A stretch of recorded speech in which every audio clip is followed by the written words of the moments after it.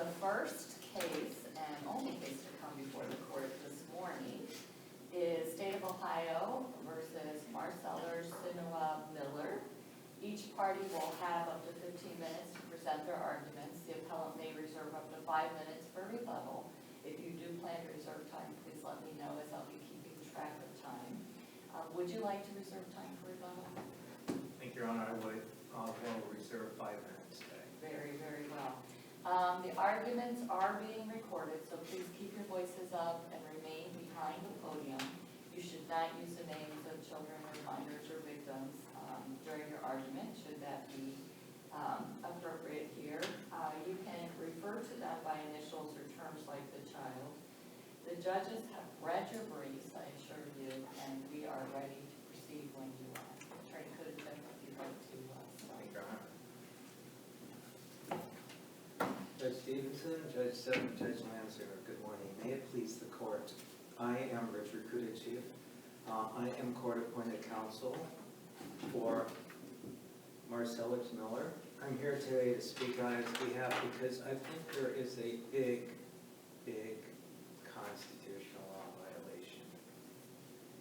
And the end result was my client's constitutional rights have been violated.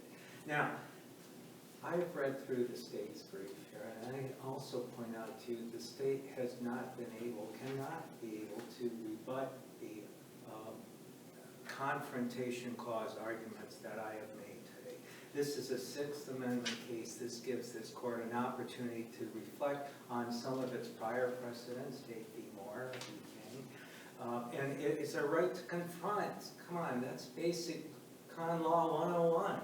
This is an incredible proceeding where the trial court let go obvious error. This is plain error. This is a case where the outcome, well, we don't have a crystal ball to talk about the outcome. We can talk about sufficiency, manifest weight, outcome issues when we look at the violation of the con law argument.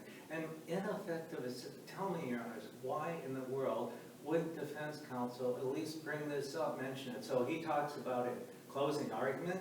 Well, oops. Now, come on. Let's just have some planning for this Court of Appeals when we're sitting down in the trial court and a testimonial witness comes in that you can't cross-examine. In this case, Marcellus and his mother, Katrina, and A.W. and T.L. Went to a party house, an after-hours where, well, they were drinking, important, by the way, dancing, enjoying themselves, having music in the bar or the house there. But what do they say? Commotion busted out. Okay, everyone yelling and screaming. Let's not forget that fact. So it wasn't just Marcellus and Katrina arguing or having a fight. Everyone was yelling and screaming. That's the testimony. So A.W. and T.L. say they're leaving, and A.W. claims that she sees Marcellars somehow in the dark, in the back of the car with a gun. Okay, fine. However, why, now here's the curious thing to me. Why is it that Marcellars doesn't get in the car? Why are they leaving Marcellars? I mean, this does not make sense to me. Now, T.L. supposedly identifies her brother Marcellars as shooting, but A.W. cannot. She says she does not remember getting shot. The issue of motive. The testimony that before they went out to the car that defendant was threatening the folks in this case? That is said in the testimony, okay, but then I say, all right, so what? So the government... I mean, just on your theory of why didn't they ask him in the car if they were threatening, he was threatening to harm them, it would seem logical to me they wouldn't ask him to get in the car with them and drive. Yeah, I guess so, but is that idle chit-chat talking to his sister? Now, having said that, okay, because I see you rolling your eyes, Your Honor. I roll the idle chit-chat comment seemed to be a bit more than idle chit-chat to be making serious threats of somebody. No, that's the testimony, I grant you, but if you look at the big factual basis, then you ask yourself, well, wait a minute, is that legit? Were these girls, women intoxicated? And so they're identifying him in the rearview mirror, but when the sufficiency of the evidence is examined, and I admire my colleague demonstrating my need to understand the two between sufficient and manifest, I think I outlined it clearly. But when you look at no motive, when you look at the why did Marcellars get in the car, so the important thing of not remembering getting shot, I think is significant. But notwithstanding, TL did not testify. TL was charged with my client was charged with domestic violence against TL. They dismissed that case because TL wouldn't show up, didn't show up. So having that type of factual... Was TL your client's sister, if I understand that from the record? Yes, Your Honor. So how do we get to this this is plain error to allow this in there. It was ineffective assistance, certainly, to not even object. And how could trial counsel not bring this up? I mean, just bring it up. So this clearly had an effect on the outcome. How? Because all of a sudden we have TL's testimonial statement without cross-examination added to the other 911 stuff. This clearly was an obvious effect on my client's rights. Constitutional violation. Were there other mechanisms for TL's statement to come in? Did she talk to the police at the scene? Was that admitted evidence or other things that she had involved with talking to the police that day? Well, maybe, because she talked to a 911 operator, and that came in. So, and we agree that's admissible. Well, you're not assigning it as error, I guess. I'm not challenging that, because if you take the 911 call as we do, and it's an emergency and yada yada, okay. Was that different than what she told the officers when she was at the hospital? What the 911 conversation and what she told the officers at the hospital? Yeah, but she says on the 911 call, she says, well, he shot, and we don't know how he shot, when he shot, what he did, gun, whatnot. All of a sudden, we get to the hospital. Now, take a look at the factual basis as defined by the officer. We have an interview, the officer says. He's interviewing her. He checks her out whether she can talk, or it is clearly a testimonial interview. This is not a medical interview. What about, with Crawford, it's ongoing emergency, and at that point, my understanding is the defendant wasn't in custody. So there's a shooting, you're at the hospital, it's within hours of the shooting, and there's no defendant in custody. Couldn't it be still in an ongoing emergency situation? No, Your Honor, it was not an ongoing, and I appreciate that question because I was about to bring that up. If it's an emergency, well, wait a minute, the police have already been on the scene, they already detained my client, everything's calm, my client is now sitting in the hospital being interviewed. Where's the emergency? So let's talk about sufficiency of the gun. There's no gun, there's no DNA, there's no fingerprints. Now, residue, there is minuscule residue that could be transferred. Let's talk about the issue of the BCI folks that testified. It is critical when you look at that factual basis that there is potential transfer from the police car.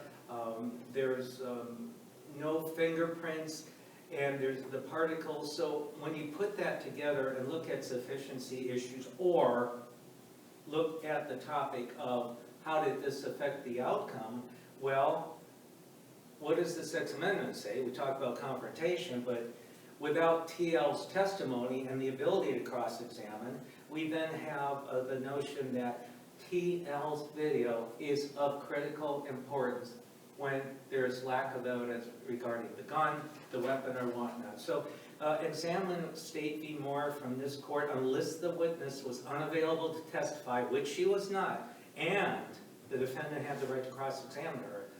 Unavailable, no. Cross-examination, no. I thought the domestic violence case against her was dismissed because she did not attend.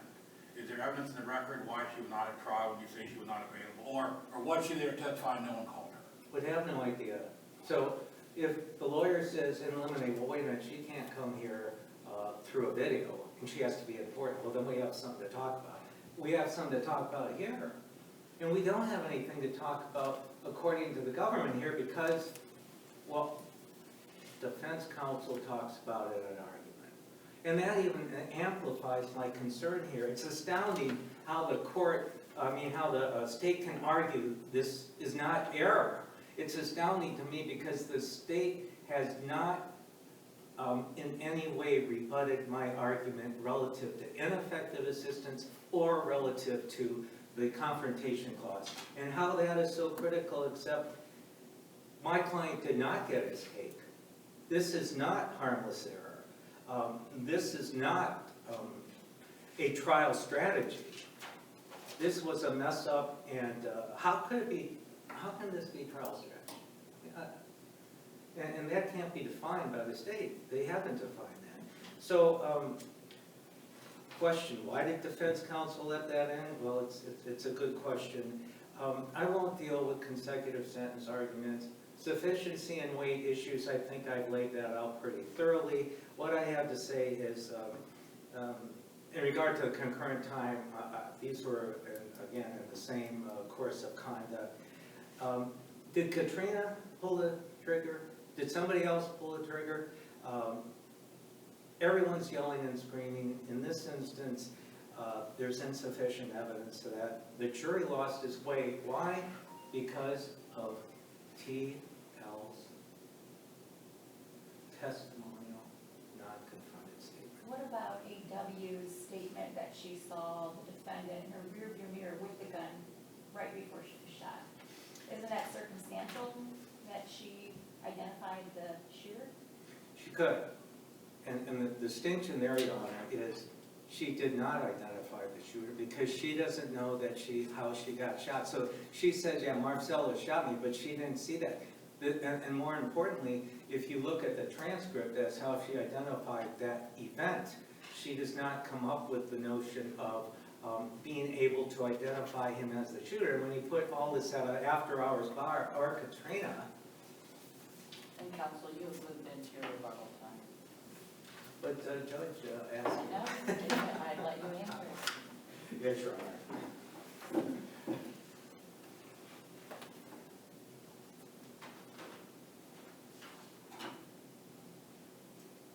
If you're ready, good morning, Your Honors. May it please the Court, I'm Jacqueline Corrigan on behalf of the State of Ohio to urge you to affirm, and there are two overarching reasons to affirm. First, regarding the specification sentencing, the Supreme Court of Ohio in State v. Boiler invalidated those arguments in December of 2022. But the second reason, and I will acknowledge that the state has a dramatically, in fact diametrically opposed view of the strength of the evidence in this case from prospective counsel. The evidence of this defendant's guilt in this case in shooting A.W. and shooting his sister, because the sister was wounded as well, is overwhelming. So much so that it invalidates the remainder of Mr. Miller's arguments.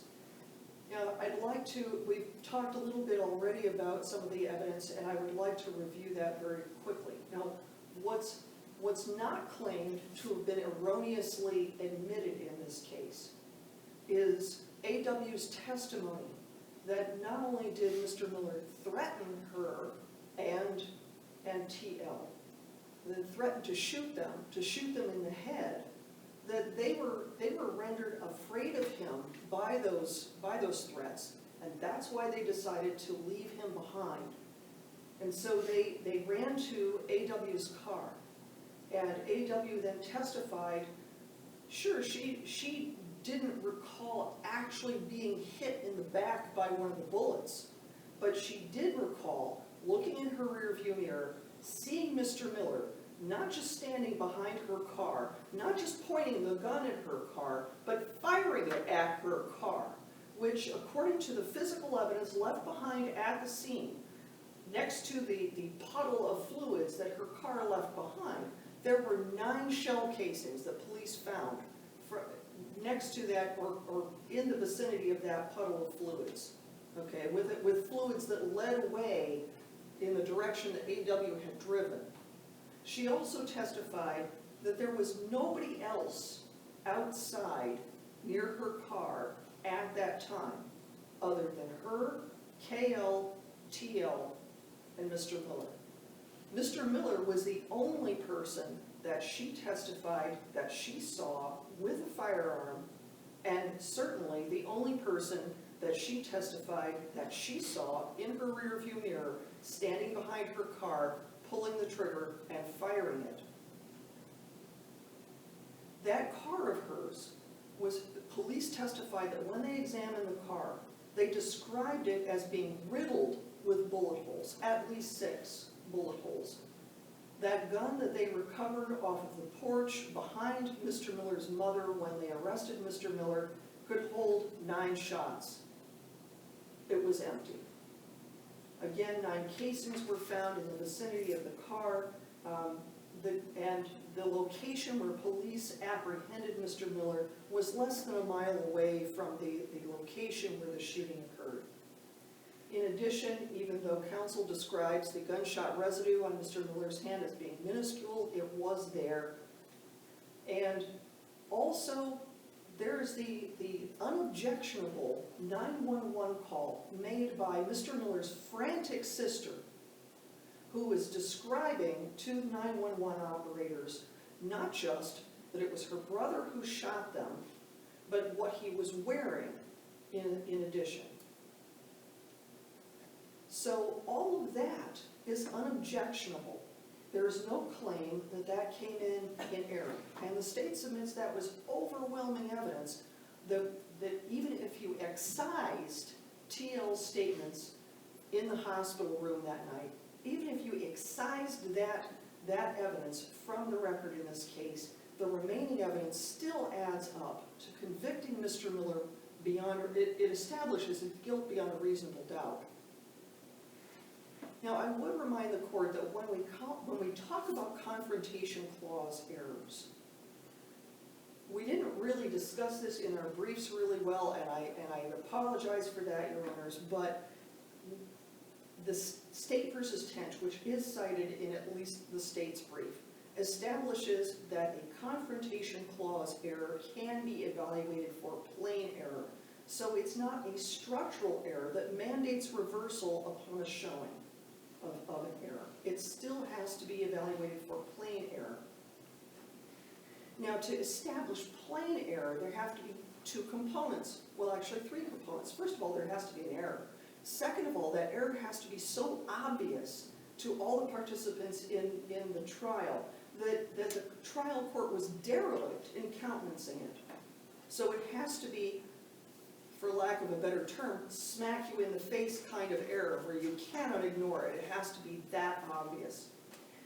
Any kind of error like that, because it was not that obvious here if there was an error. The state doesn't concede that there was, for a couple of reasons. First of all, because when you're talking about a testimonial statement that would be subject to a confrontation clause analysis, the test is not what does the officer taking the statement believe, but the test is what would a reasonable person in the position of the declarant believe. Does that declarant, would a reasonable declarant believe that they were giving a statement that would be used in lieu of their testimony at trial? And in this case, that was at least an open question, because TL was laying there in a hospital examining room on her stomach being treated, even though there weren't any hospital personnel visible in the field of the body worn camera video's view.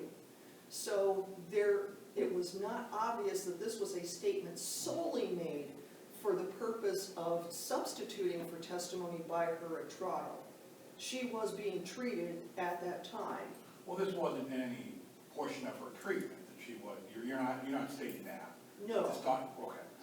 What else would she have thought the officers were talking to her about, other than gathering evidence at that point?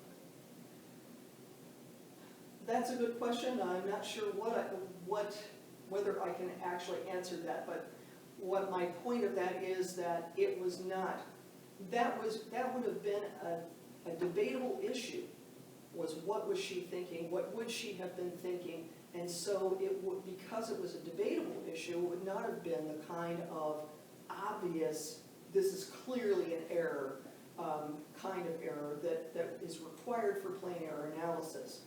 But again, there's a third component, and that is that error has to have affected the outcome of the proceeding.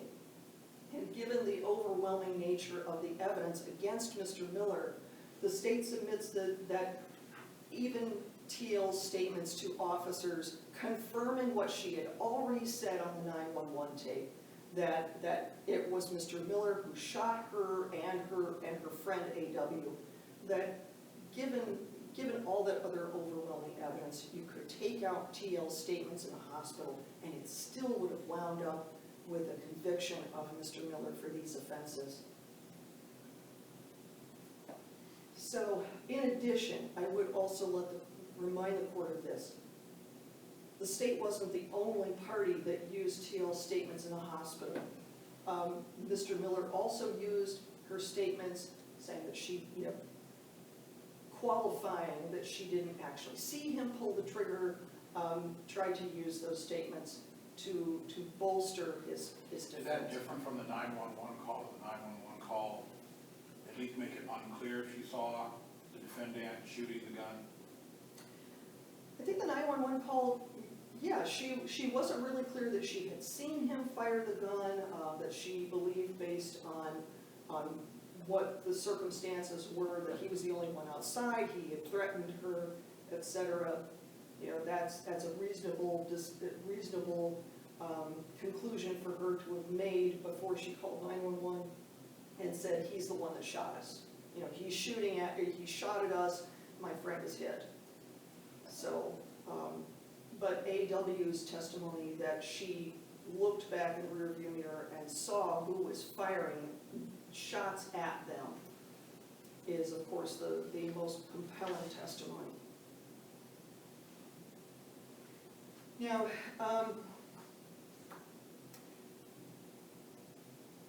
getting to whether the domestic violence charge that was dismissed against Mr. Miller, I know there's been some discussion of that. I just wanted to clarify for the record that that charge was dropped at the state's request because despite the state's efforts to make sure that Teal was present at trial, she was not.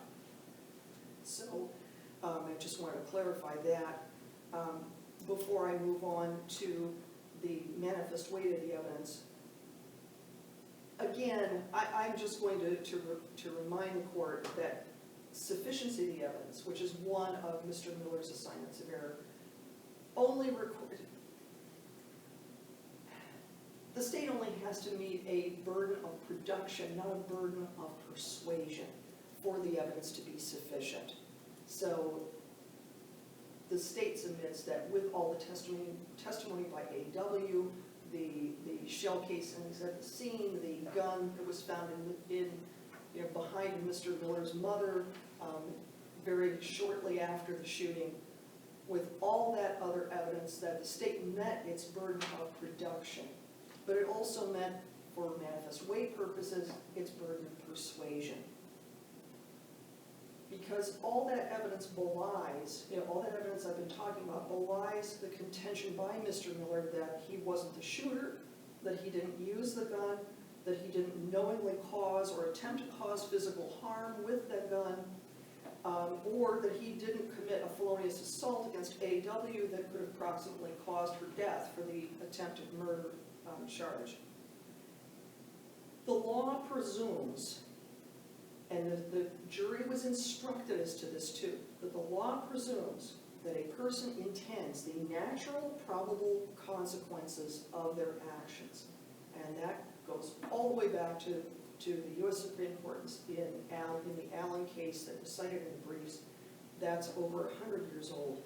And to accept that this conviction is against the manifest weight of the evidence would require this court, would have required the jury, to think that someone who aims a loaded handgun at someone, pulls the trigger, obviously without a safety being on the gun, and actually fires it while aiming it at that person or at that car carrying the two people.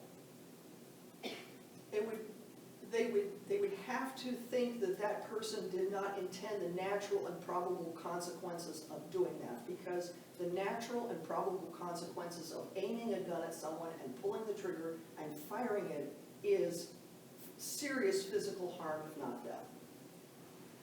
and there was nothing that was presented that would counter that conclusion.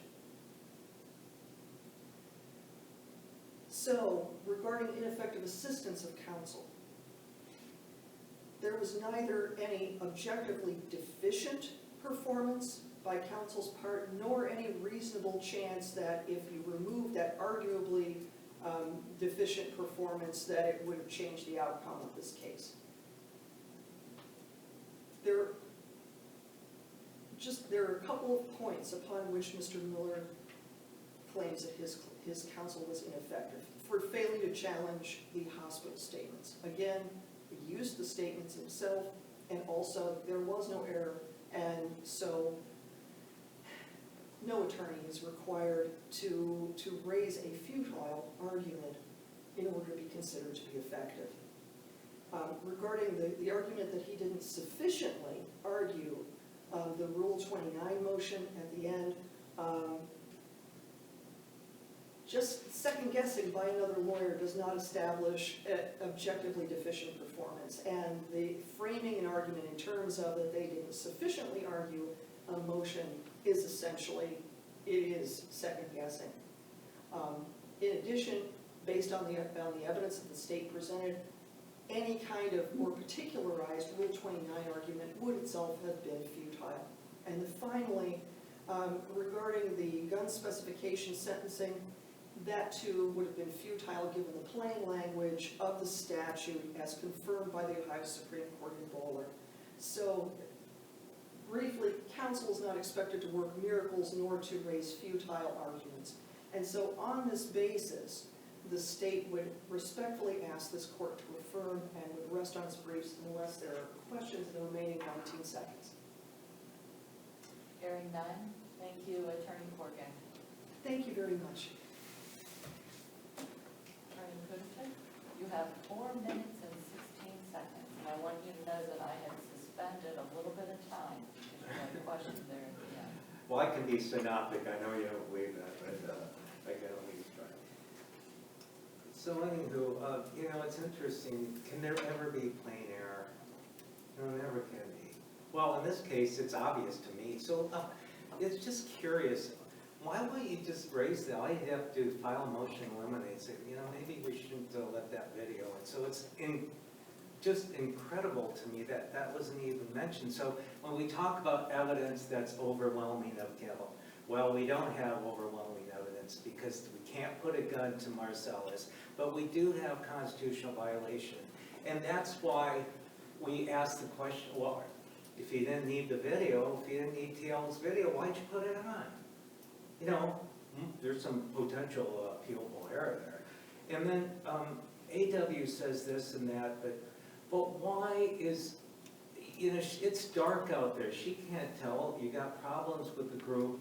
Why doesn't Marcellars jump in the car? It doesn't make sense. So when you look at sufficiency of evidence that's produced, and you get rid of TL's statement, and you talk about the gun issue, so what about those shell casings? Well, I believe the expert said they may have been with that gun, but he couldn't say for sure. So just because you have some residue on your hands, when you're in the back of a police car, can that be transferred when you have 1 micron, 2 microns, and a hair is 100 microns?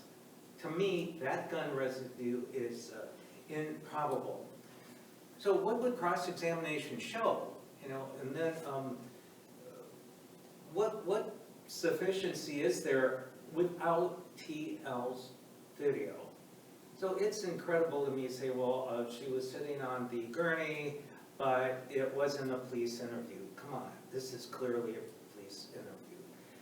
When we have no motive, and we have a non-testimonial interview, no, we have a testimonial interview that is hearsay, that is a statement that is subject to the 6th Amendment of the United States Constitution. So if that's not obvious, then I don't know what would be obvious. Come on, this is clearly a police interview, and the state simply could not rebut that today. And I admire the argument of my colleague, but to say that evidence is overwhelming no matter what, and it's okay to have a constitutional violation is not sufficient, because what would cross-examination have shown here? Would it have impeached the assertion that TL said it was my brother? Would it have said, well, we didn't really see, it was dark and there was a lot of commotion going on? And when you talk about affecting the outcome, is that ever possible that we can say it would affect the outcome? You know what it affected in the outcome here? It affected the inability of defense counsel to argue incredibility or impeachment issues that may have arisen. Now, when I say may have arisen, we don't know, because the court let that testimonial, non-cross video, and that is improper. It affected the outcome most clearly because the constitutional violation denied my client the right to confront, and so we don't know what would have happened. In conclusion, I urge this court to scrutinize your prior precedent and to find in this instance that a constitutional violation absolutely occurred, thus denying my client a fair trial. Thank you for your time and listening to me, Your Honors.